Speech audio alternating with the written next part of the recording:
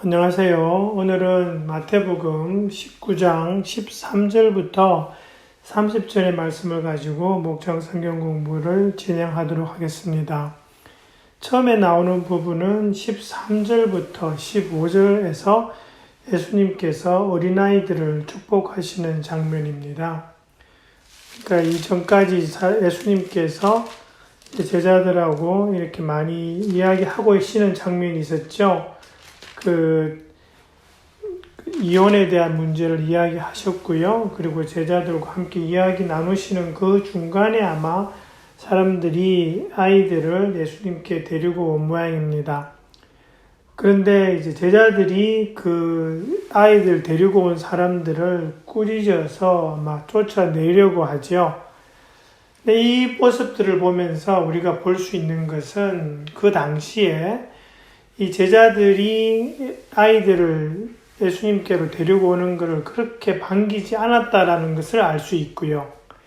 이것은 아마 그 당시에 사회적으로 우리 아이들이 지금처럼 그렇게 존중받지 못했던 그런 시대 상황을 반영하고 있지 않은가 싶습니다. 그런 상황에서 예수님께서 하시는 말씀은 사실은 18장 1절부터 5절 사이에 예수님께서 하신 말씀하고 일관된 말씀입니다. 하늘나라는 이런 어린아이들의 것이다 라고 하시는 것처럼 순수하고 겸손한 마음을 가진 사람들에게 하나님의 나라가 열려있다라는 그런 말씀을 다시 확인시켜 주시고요. 그러면서 이제 아이들에게 손을 얹어 주시고 했는데 아마 얹어서 기도해 주신 것 같죠. 보면은 이 창세기부터 나오는 모습 중에 하나가 이 어른이 다음 세대에 자기 자녀들을 축복하면서 기도할 때 이렇게 손을 얹어서 기도합니다. 그것은 이제 창세기의 그 48장에 야곱이 요셉의 아들들을 축복할 때 하는 장면에서도 나오고요. 그 다음에 모세가 여호수아를 자기 후계자로 삼는 그 장면에서도 그 민수기의 27장처럼 이렇게 손을 얹어서 기도하는 장면이 나옵니다. 그래서 전통적으로 이 아이들을 축복할 때 손을 얹어서 그렇게 기도했다고 합니다. 이제 그 다음에 나오는 내용은 이제 그 부자 젊은이라는 내용이죠. 아마 이 세 복음서, 그러니까 공관복음에서는 다 나오는 스토리인데요. 여기서는 19장에 나오고요. 그 다음에 마가복음에서는 10장 17절에 나오고 누가복음에서는 18장 18절부터 나옵니다. 근데 내용이 살짝 조금씩 다릅니다. 그러니까 말과 이 사람을 표현하는 내용에서 약간씩 다른데 그 모든 것을 이렇게 종합해 보면 알 수 있는 것은 이 사람은 젊다는 거죠. 그리고 돈이 많다는 거고요. 지위가 높다는 것이고 그 다음에 뒤에서 나오는 대화 가운데 보면 율법을 많이 알아요. 그래서 해박한 성경 지식을 가지고 있으면서 어떤 종교 지도자, 예를 들어서 바리새파 사람이 아니었을까라는 그런 생각을 해봅니다.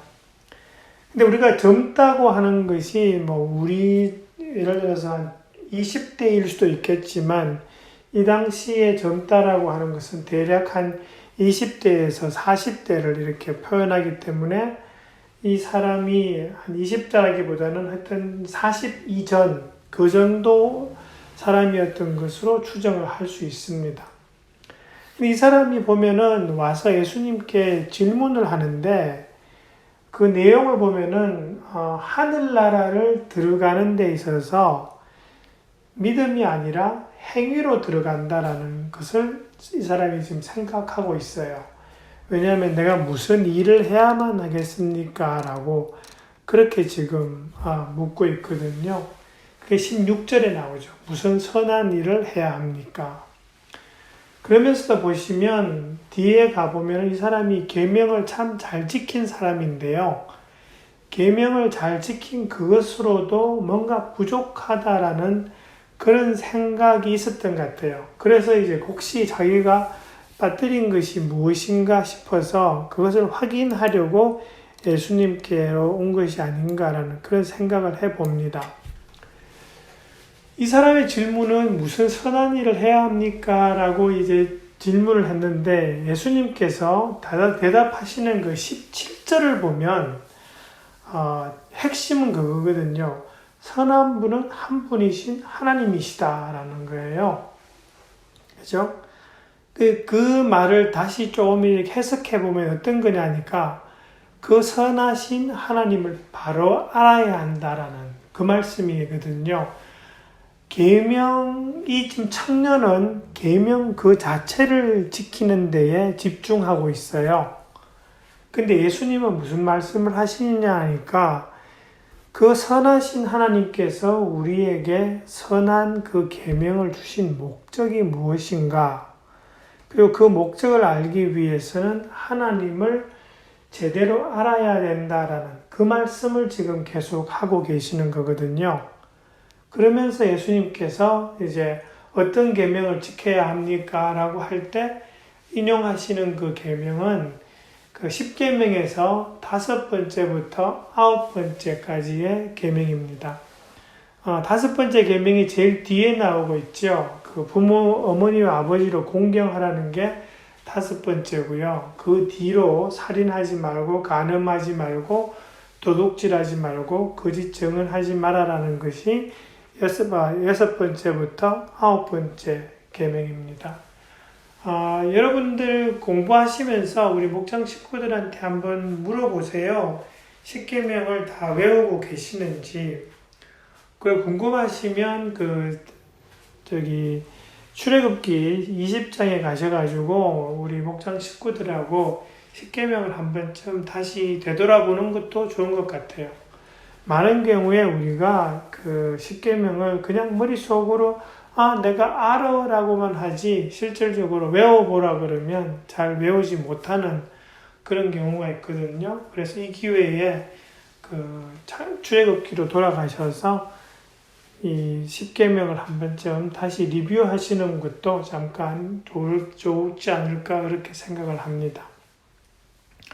근데 이 청년을 자세히 보면은요, 이 20절에 보시면 나는 이 모든 것을 다 지켰습니다. 아직도 무엇이 부족합니까? 라고 말해요. 근데 이때에 이 모든 것이라고 하는 이것이 앞에서 이야기한 예수님께서 말씀하신 그 5가지 계명만을 이야기하는 것은 아닙니다. 실제로 이 청년이 지금 이야기하는 것은 자기는 이 10계명뿐만 아니라 율법에 있는 모든 계명을 다 지켰다라는 그런 아주 대담한 그런 대답을 하고 있는 겁니다. 실제로 이 당시에 율법을 잘 엄격하게 지켰던 사람은 이 정도로 지켰다고 합니다. 그걸 어디서 알 수 있냐니까 여러분 빌립보서 3장 6절을 보시면 사도 바울이 자기를 이야기하면서 율법으로는 흠이 없는 사람이라고 자기를 말하고 있어요. 그러니까 율법으로는 흠이 없다라고 하는 것은 정말 웬만한 알려진 율법은 다 지켰다라는 그런 말씀이거든요. 그만큼 이 청년이 율법을 계명을 그대로 고지고대로 다 지켰다라는 것을 알 수 있습니다. 다른 성경책에 보시면 예수님께서 이 청년을 아주 사랑스러운 눈으로 그렇게 바라보셨다고 하실 정도로 이 사람이 그만큼 열심을 낸 것은 사실입니다. 그런데 문제는 이 청년은 그렇게 계명을 다 지켰는데도 20절 말씀을 보면 아직도 무엇이 부족합니까? 라고 할 때에 속으로 지금 뭔가 부족하다는 것이 있다라는 것을 깨닫고 있는 상태인 거죠. 그런데도 마음에 안정이 없죠. 하늘나라에 자신이 간다라는 그런 확신이 없는 겁니다. 그럴 때 이제 예수님께서 21절부터 하시는 말씀이 아주 핵심을 찌르는 말씀입니다. 그러니까 소유를 다 팔아서 다른 가난한 사람에게 주고 그리고 나서 나를 따라라 그러시거든요. 근데 예수님께서 하시는 말씀은 이 청년이 가지고 있는 자신의 행위와 자신의 소유의 바탕을 둔 그의 의로움을 지금 지적하시는 것입니다. 이 사람은 가진 것이 많아요. 그리고 그 가진 것으로 율법에 따라서 다른 사람들을 돕고 했을 것입니다. 그죠? 그러면서도 이 사람에게 있어서 가장 중요한 것은 하나님이 아니라 자신이 가지고 있는 자신의 소유입니다. 예수님께서는 지금 그것을 지적하고 계신 겁니다. 그죠?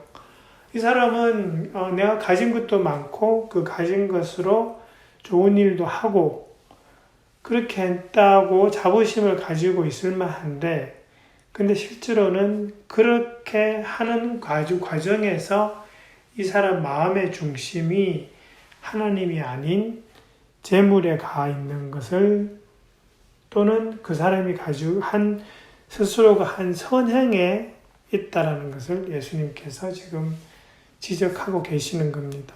그것을 지적하시면서 예수님께서 네가 가진 거, 왜? 이것이 그 사람에게서 가장 중요한 거거든요. 네가 생각하는 그 가장 중요한 것을 버리고 나를 따라라. 진정 중요한 것을 잡아라 라고 말씀하시는 거죠. 그러니까 이 청년이 재물을 포기를 못합니다. 그러면서 예수님 따라서 영생을 획득할 수 있는 기회를 지금 놓치고 있는 것입니다. 이제 그 스토리가 지나가고 이제 예수님께서 살짝 다른 말씀을 하시는데 이것은 이 부자 청년의 그 일을 가지고 예수님께서 재물에 대한 교훈을 주시는 기회로 삼으시는 겁니다. 그러니까 현장 학습인 셈이죠.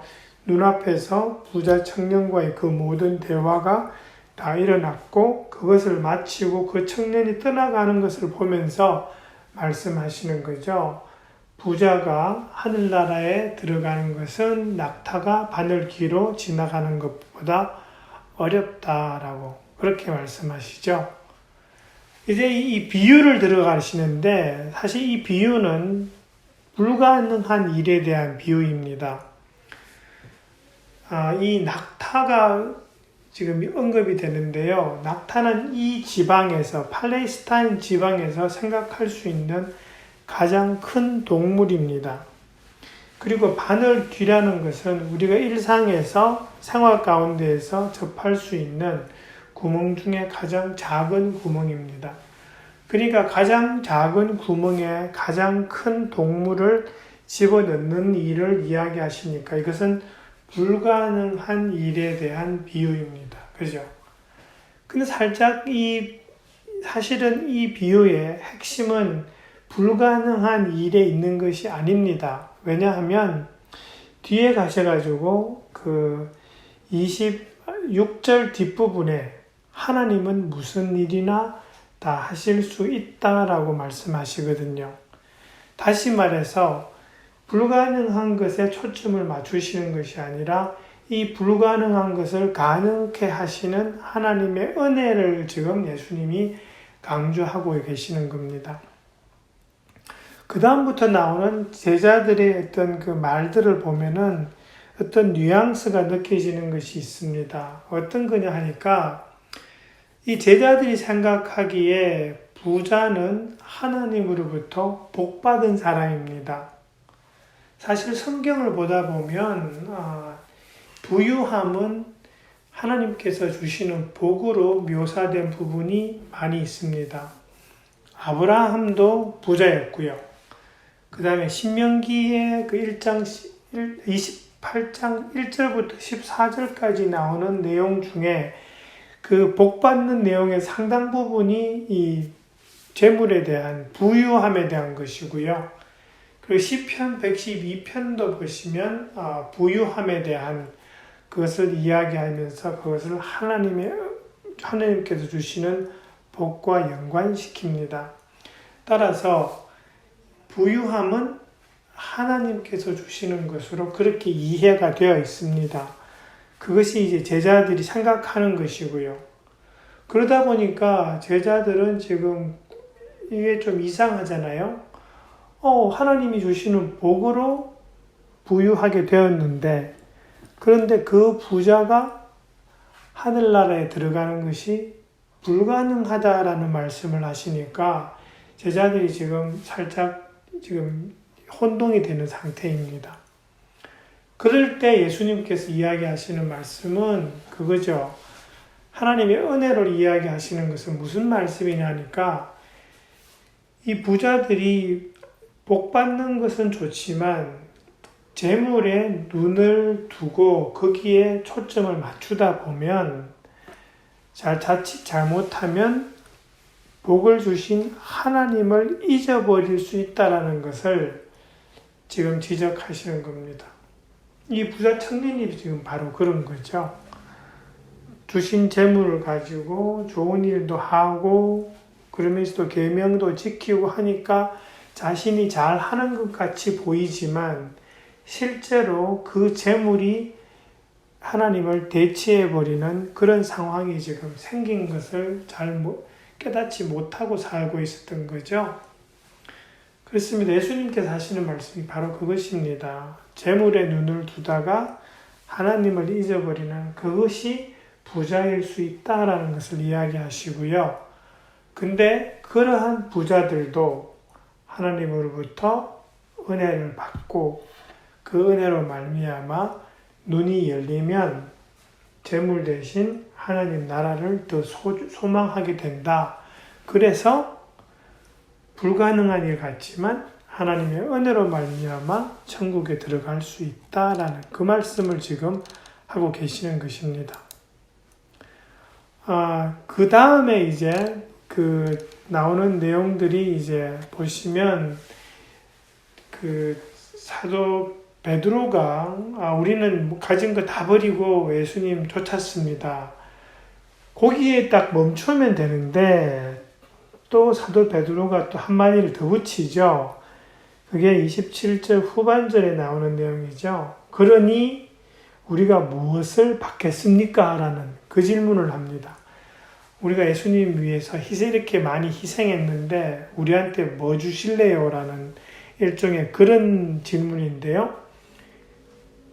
그 질문에 대해서 예수님께서 말씀하시는 것은 새로운 세상에서 인자가 예수님께서 세상을 심판하실 때 너희들도 12사도들도 12보좌에 앉아서 이스라엘을 심판할 것이다 라는 그런 권위를 주시겠다라는 그런 말씀을 하십니다. 요 28절에서 새 세상이라는 단어가 나오는데요. 요 새 세상은 사실은 신약 성경에서 헬라어상으로 보면 신약 성경에서 딱 2번 나오는 단어입니다. 여기에 한 번 나오고 유다서에 한 번 나옵니다. 이 새 세상은 예수님께서 통치하심으로 말미암아 새로워진 세상을 의미합니다. 그러니까 예수님 재림 후에 그리고 예수님께서 완전히 이제 통치하시는 그 상황 가운데에서 모든 세상이 새로워진 그 상태를 가리키는 그러한 단어입니다. 그러면서 이제 뒤에 보시면 29절에 그 앞에서 28절에서는 12사도들에 대한 그 상을 이야기하셨고요. 29절에서는 누구나 다 예수님 믿고 따른 사람들에 대한 복을 이야기하시는데 100배나 받을 것이다 라는 그 이야기를 하시거든요.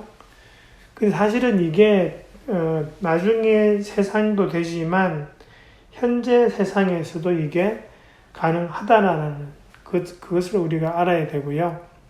그 다음에 또 보시면 영원한 생명을 물려받을 것이다 라고 하시는 그 부분은 사실 이 부자 청년하고도 좀 관련이 있습니다. 왜냐하니까 이 부자 청년은 눈앞에 보이는 그 재물에 지금 집착하면서 이 영원한 생명을 선택하지 않았거든요.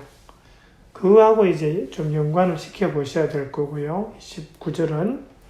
그 다음에 30절은 첫째가 된 사람들이 꼴찌가 되고 꼴찌가 된 사람들이 첫째가 되는 경우가 많을 것이다 라고 하는 이 부분은 사실은 여러 의미로 해석이 가능한데요. 여기에서는 그런 의미가 어떤 의미로 해석할 수 있냐 하니까 많은 사람들이 지금 첫째는 뭐냐 하니까 지금 이 땅에서 상 받고 그리고 개인의 명성을 얻고 그렇게 하는 사람들이 지금은 첫째가 되죠.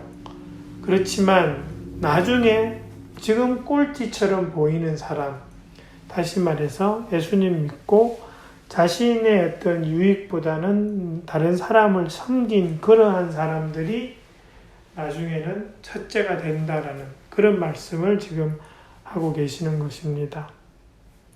이 부분은 사실은 연관되어서 20장에 가서도 이 내용을 가지고 쭉 그 같은 내용으로 이야기를 하고 계십니다. 왜냐하면 그 20장 16절이 똑같은 말씀이 지금 반복되거든요. 그래서 그 부분 가서도 한번 저희들이 살펴볼 수 있을 것입니다. 네, 그래서 오늘은 19장 13절부터 30절 내용을 가지고 목장 성경 공부를 해보았습니다. 수고해 주시고요. 감사합니다.